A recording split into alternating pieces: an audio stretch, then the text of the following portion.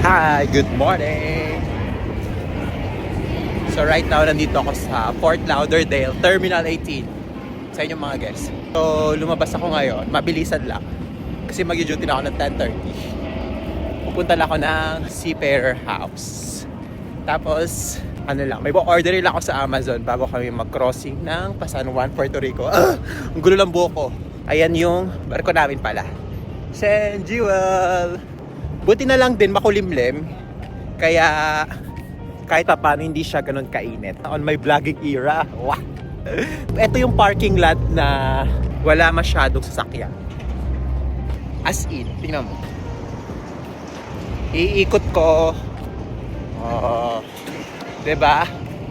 Walang naka-park na sasakyan. So mabilis lang si Seafarer House. Bali may libreng internet. Kasi yung Amazon ko hindi gumagana eh. Yung pala tanggapin yung card na ginagamit ko sa Lariatsi.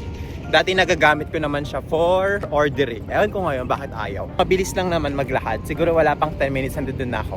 So ganito talaga pag lalabas ka ng barko. Kailangan isa-sacrifice mo yung pahinga mo. Kasi pasok ko pa alas 10, alas 9 na ngayon. 8:30 gising na ako. Kasi nag-alarm na yung kakabina ko.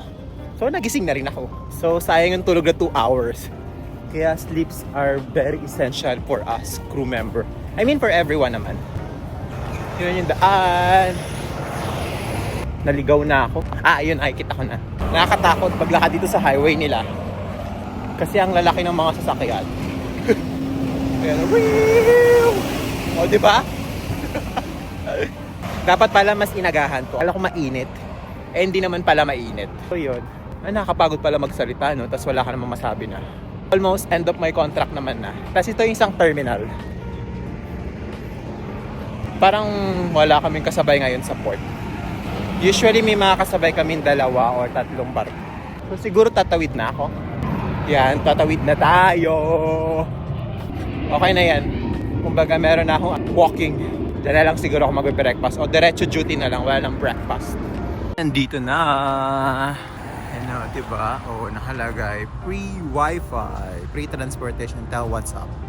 All are welcome. So first time ko lang dito. So, tingnan natin kung kailangan mag-register. Tanin!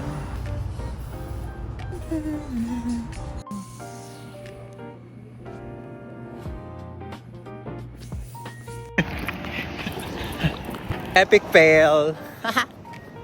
Hindi kami nagkaintindihan. Bali, Spanish kasi yung nasa help desk nila. So sabi niya naman, nagsasorry din siya kasi hindi nga daw magaling English niya. Hindi rin magaling yung English ko. Parehas lang kami. Nung huli, nagkaintindihan kami kasi may nag-translate, may tumulong naman. Kaya salamat po sir. By Monday, babalik ulit ako. Sana ma-order siya at ma-pick up ko bago mag-crossing pa San Juan, Puerto Rico. So ngayon, nagmamadali akong bumalik kasi past 10 o'clock na. 10:30 yung duty ko. Ganda ng terminal nila. Terminal 18. That's it. So, nandito na ako. So, duty na ulit. Bye!